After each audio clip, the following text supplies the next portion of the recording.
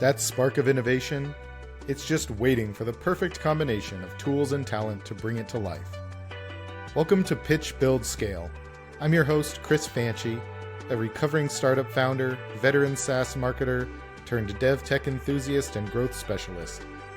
Each episode, we connect with the builders, the visionaries, and the problem solvers who are redefining what's possible with today's technology and pioneering the websites, apps, and software products of tomorrow.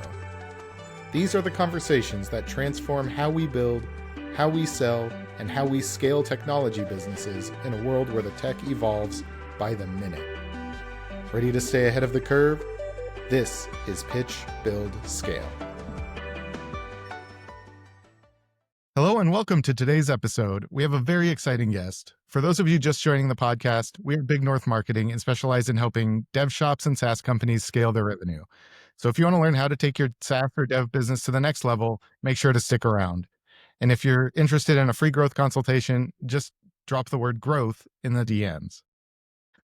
We're really excited to have today's guest, David Kon, CEO of Wealth Fluent, a FinTech entrepreneur and technology leader on a mission to empower individuals to take control of their financial futures with clarity, confidence, and powerful, accessible tools. David, thanks for joining the show. Thanks for having me. So to get started, let's talk a little bit about your background. What got you first into tech and finance? Yeah, sure. So, I was always into tech, from a young age. Had early access to the internet through universities and things in the 90s. And, went to university in Colorado at Boulder and, went for a business degree focused in information systems. And, throughout that, was always focused more on the data and technology, but in the background, focused on finance a bit and happened to have a finance professor at home growing up as well. Dr. Stanley Kon, who's one of my partners. So finance was innate and always there for me. I originally didn't want to pursue it, but it kept finding me. So I spent time in, technology consulting, and then I went to work for a large asset manager who focused on endowments and institutions, and then took some small sabbaticals here and there, but then it was on the trading desk in 2008, and then moved on to a larger firm who's actually one of the largest pension managers in the country that's privately held. And there I built out, led all of the data and technology systems. I was eventually their chief data officer, and as they grew to hundreds of billions of dollars in assets under management. And my focus was always to provide the portfolio managers with all the data analytics and tools that they needed to be successful. So, always a problem solver and always try to merge the finance and the technology. A couple of years ago, I left that and founded Wealth Fluent. As I mentioned earlier, with my father and my brother, who's a super talented financial engineer. And we kind of came up with the idea for ourselves originally, in that there just wasn't anything out there on the market that could do the type of asset allocation and personalized wealth management that we wanted. So we built it. And a few years later, here's Wealth Fluent. And Wealth Fluent's, primary mission is to provide great financial tools and financial education to everyone. And we live by that mission, and we're driven by that. And, that's how we focus on our tool set and our opportunities. So when did the idea come up to start building your own thing? And how did working with your family to get the idea to market go? What was that like? We happen to have all the right skill sets. It was, that the family piece. And I think growing up around the finance was huge. But my father both worked in industry, in research and portfolio management, and have, big academic, business schools like Michigan and NYU and Duke. And when I entered into these roles in asset managers, I was focused on operationally how to deliver the data and the tools. So he's very academic and theoretical. I've got a lot of the operational and tangible build. And my brother spent time at Credit Suisse and it done tons of great work in building out systems. So we kind of have the right pieces. And I've always been in executive roles where, kind of made sense for me to take the lead in the front. But it's challenging at times working with family, but it's all good challenges, and it's fun, get to talk to them daily. And so when we were looking at this to build ourselves, it really came down to, we were doing this in spreadsheets initially, and tools weren't really there.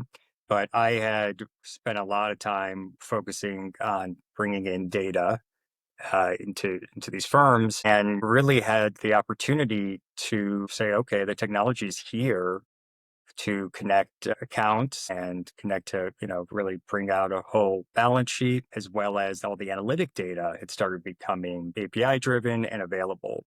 And, today we employ lots of data from Morningstar and other pricing providers, market data. In previous lives, this would have cost a huge amount of money to implement. And now it's reasonable as we share it with the users. But we kind of had technology had caught up with where we were going and what we wanted to build. And we took this as an opportunity to say, if you were remaking your own company, how would you do it efficiently? And we're lean as it gets in all of the important parts. No offices, no servers, and we keep to that mantra because we want to provide, not just great solutions for everybody, but low cost and accessible. And so that, in the end, it's almost a zero cost for the user. That's great. At what point was there kind of a light bulb moment where you kind of realized that this was something that might actually have value on the market?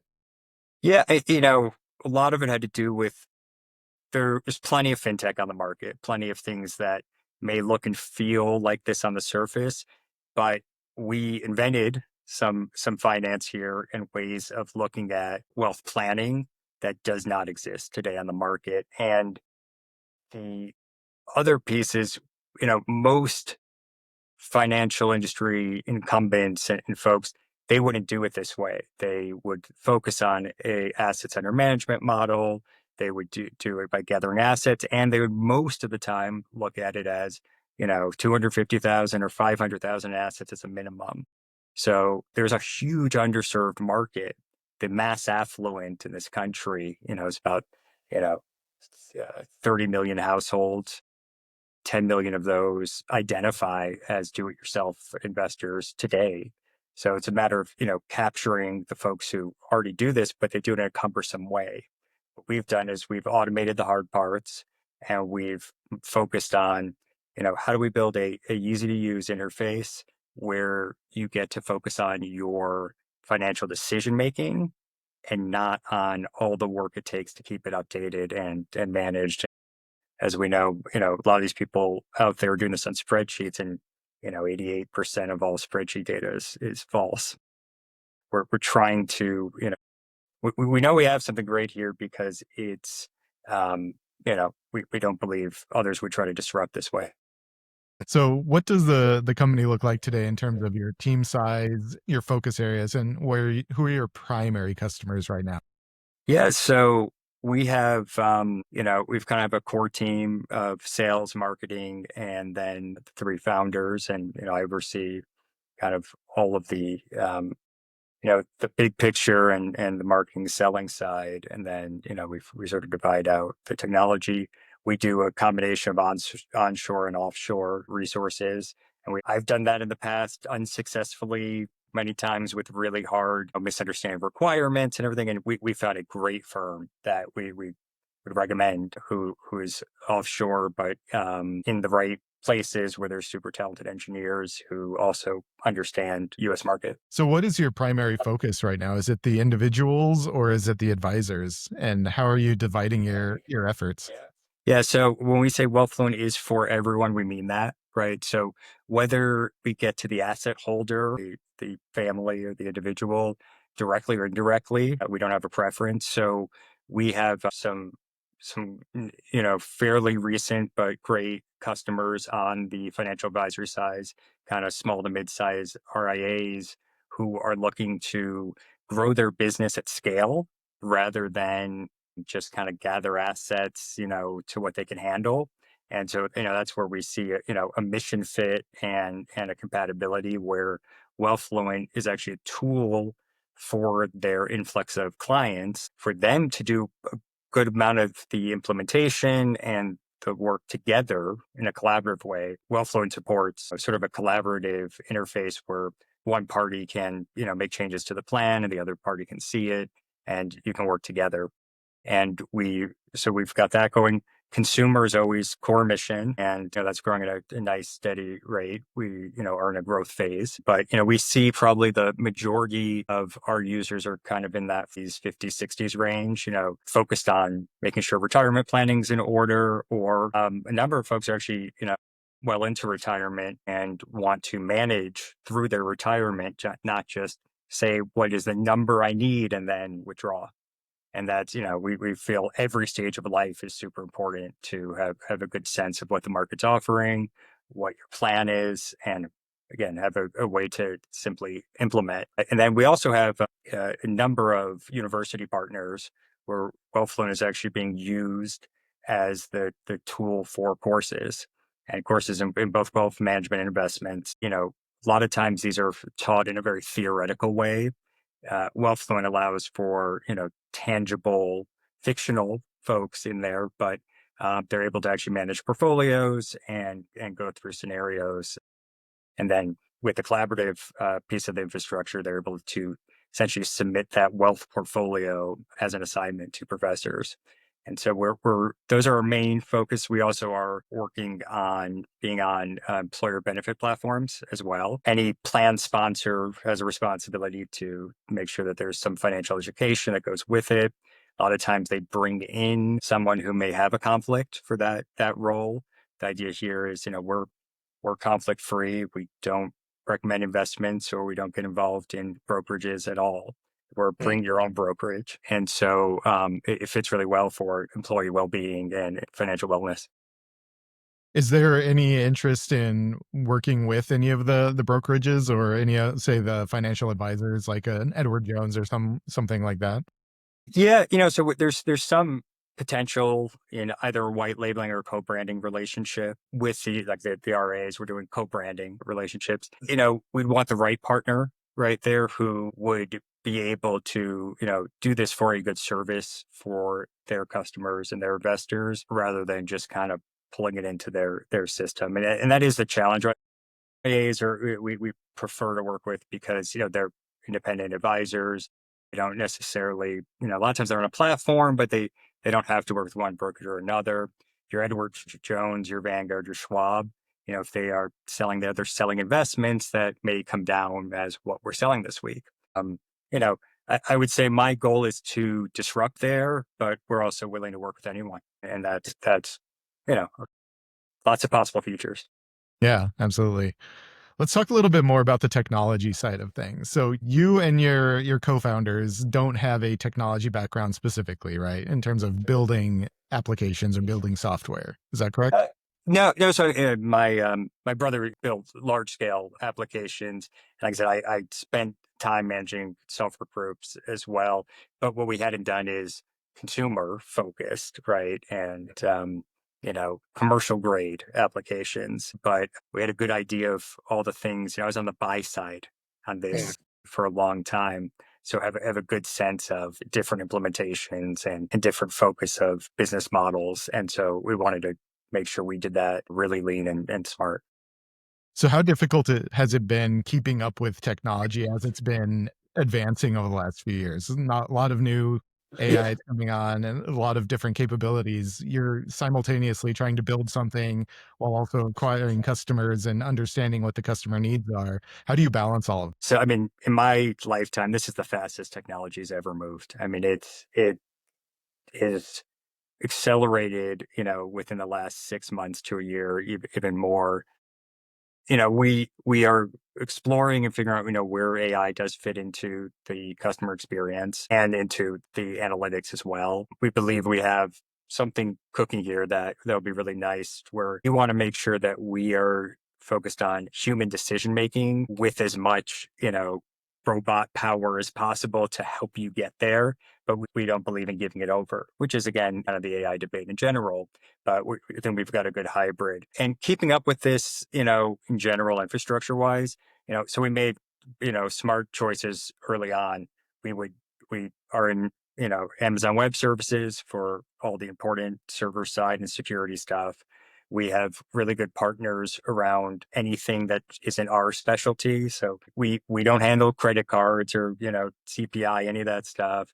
And we don't have authentication. So we're kind of using best of breed technology tools that we expect to grow and improve on their own for all the important pieces. So that, like we want our customers to focus on their financial decisions. We want to focus on building financial software and not, I've been in worlds where you're building data centers for, a investment company when you have no good business doing that, but that was the way corporate world worked. And so Mhm. I mean, to the extent where I question any decision that we make where the company doesn't have the right sort of vision to be compatible with us. So obviously, financial data is some of the most private data for individuals as well as companies. How do you balance the privacy side of things, as especially as you're trying to implement some of these new technologies? Yeah, and most important private data is always going to be, things related to actual payments and actual transactions. Although there's probably a lot of opportunity for us to offer, some of these, service type banking services or be able to do pass through trading. We have chosen not to do that. BYOB, Bureau brokerage, is critical so that they have that control inside or outside our application. I think like before, the partnerships are really what makes a big difference here. Is we do not see passwords. We use a partner for all the account aggregation to where they don't see passwords, right? So encryption is critical here. I have worked previously in a world where I had to deal with privacy compliance because there was an in-house uh, point of sale system, and that was just not um, anything you really would want to do and create that compliance.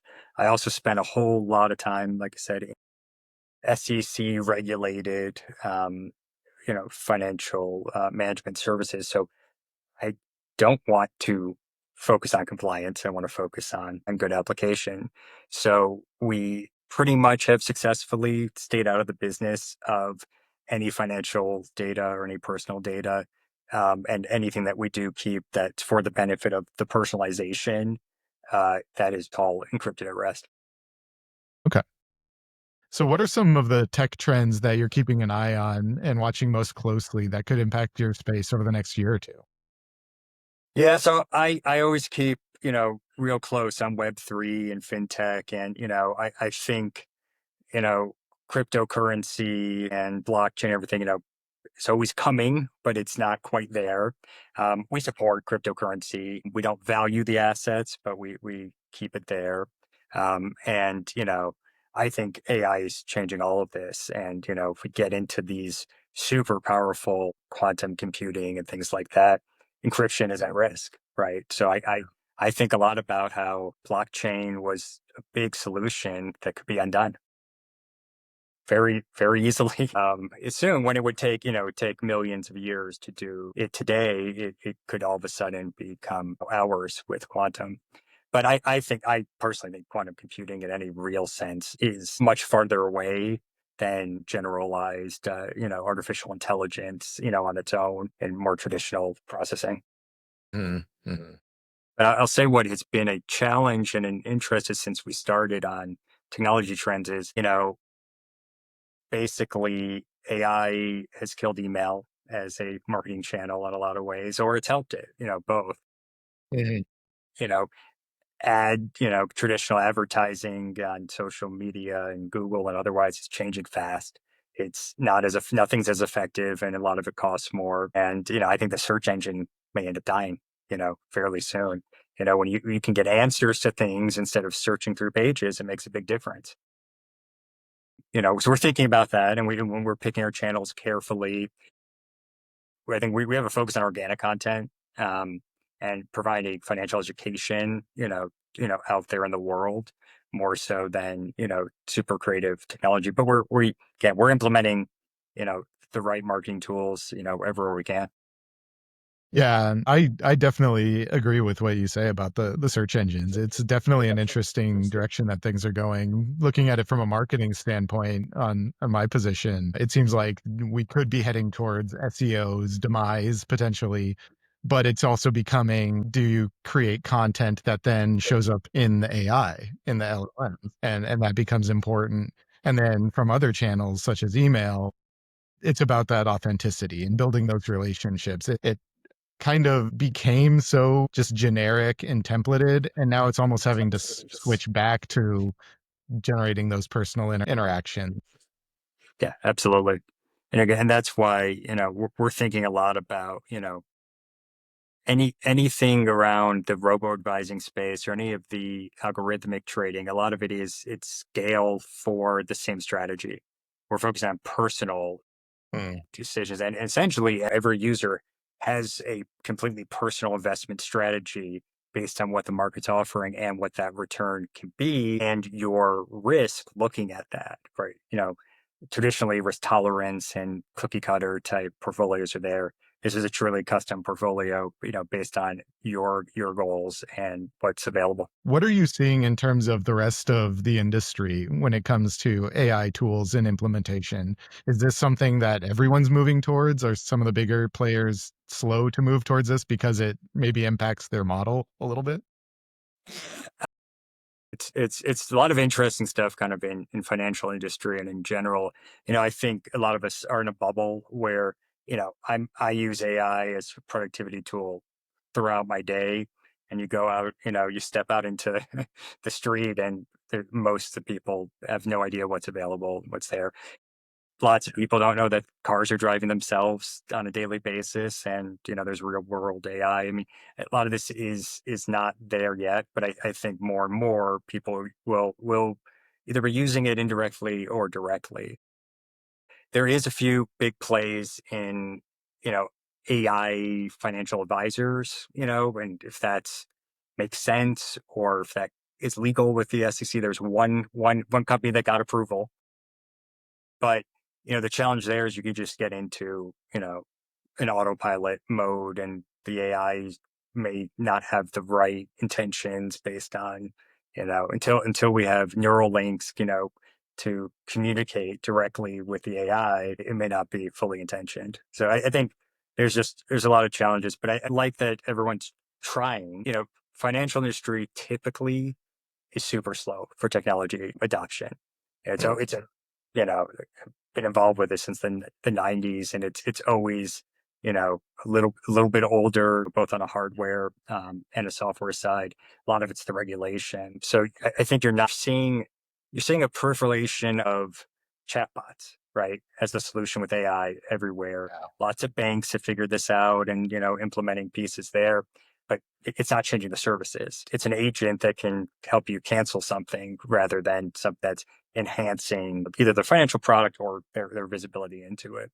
And that whoever does more of that, I think that's where we'll have value, where it really aids more of the decisions within what the options are. But again, we believe you still should have that human helping to make their own, and no one else can make your financial decisions besides you. No one else has the ability to, even if their intentions are best.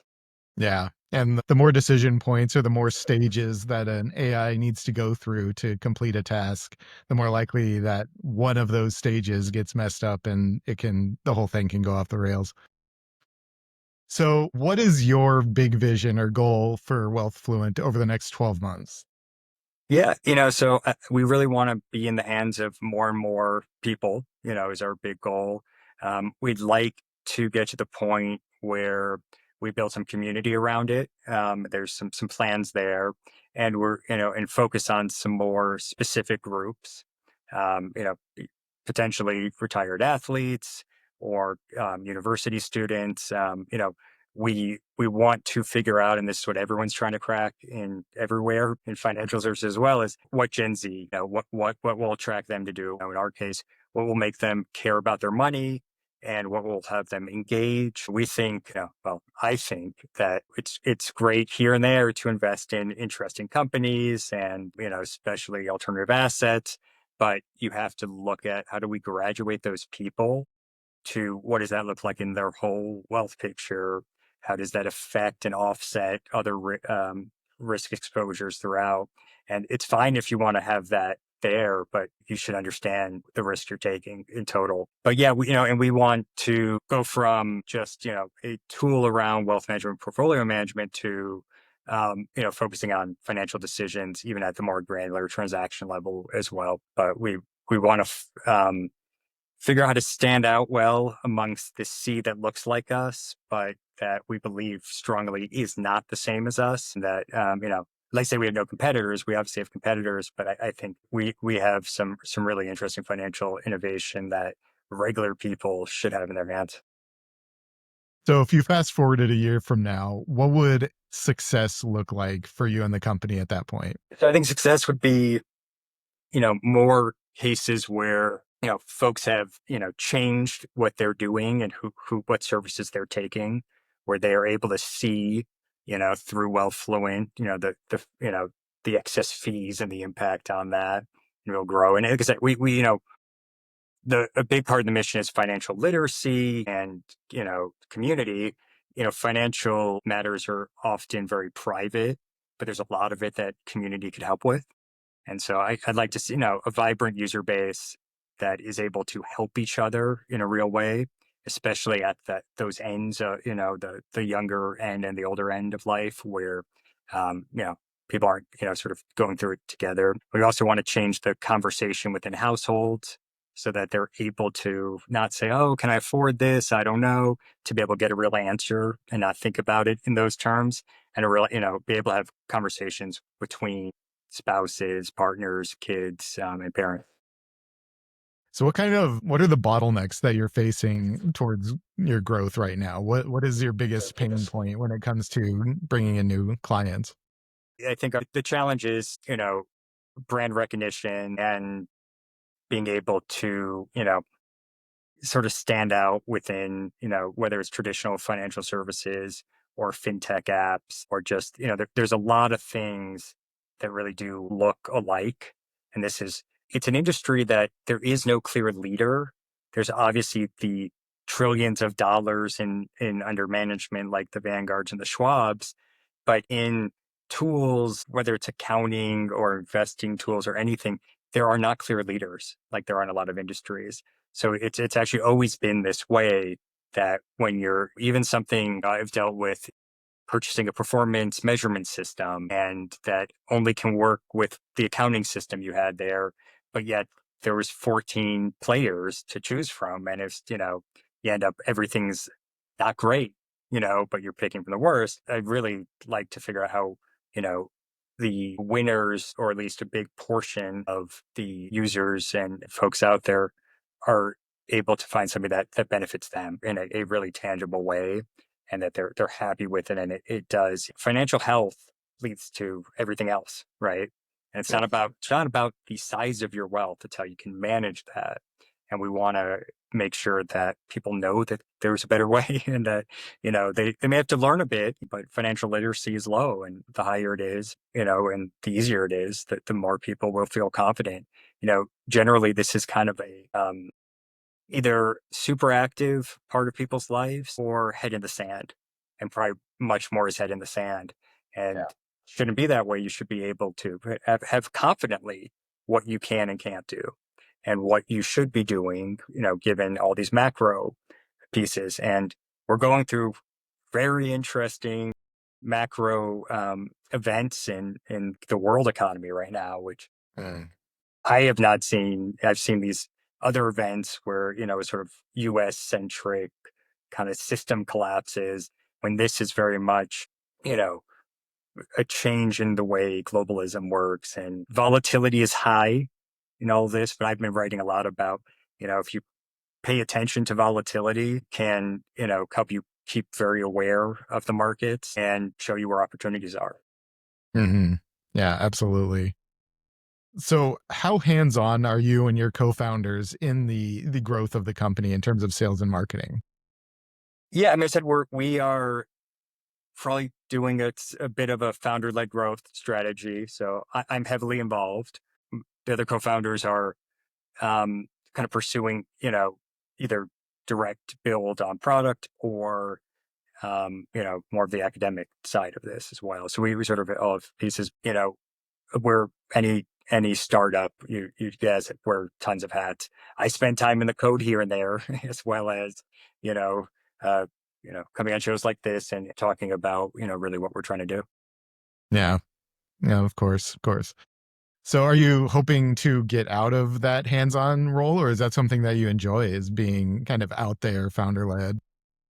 I enjoy it. I think a lot. I would like to get to a world where, we have a team that, lots of folks can speak on it. And, in these, B2B plays where we have, more of a good sales team, but we're building that right now. We've got a lot of, we're adding to the team there and working on that. But I would say I'm not someone who's seeking public life in any way. Never had much interest in celebrity or any of those things, but influence I think is good. And being able to take the expertise that we have and share that with more and more folks. So what would you say is the single biggest opportunity that you see right now in front of Wealth Fluent to break through to the next level?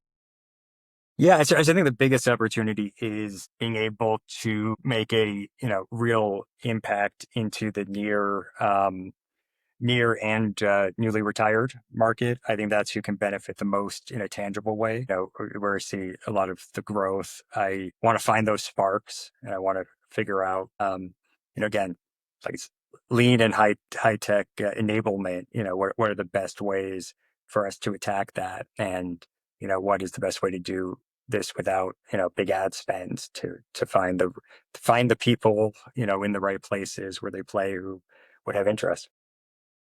So, final question. If you had a magic wand and could instantly fix one part of the business or change one thing right now, what would it be? The huge backlog of features we want to add would just be there, and the marketing would be automatic. That would be how I change it. Yeah, absolutely.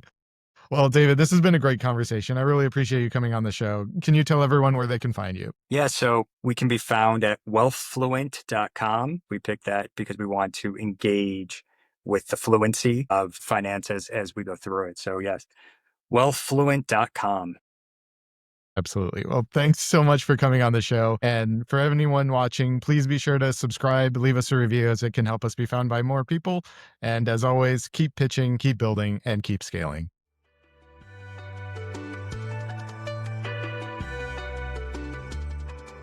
Thanks for listening to this episode of Pitch, Build, Scale.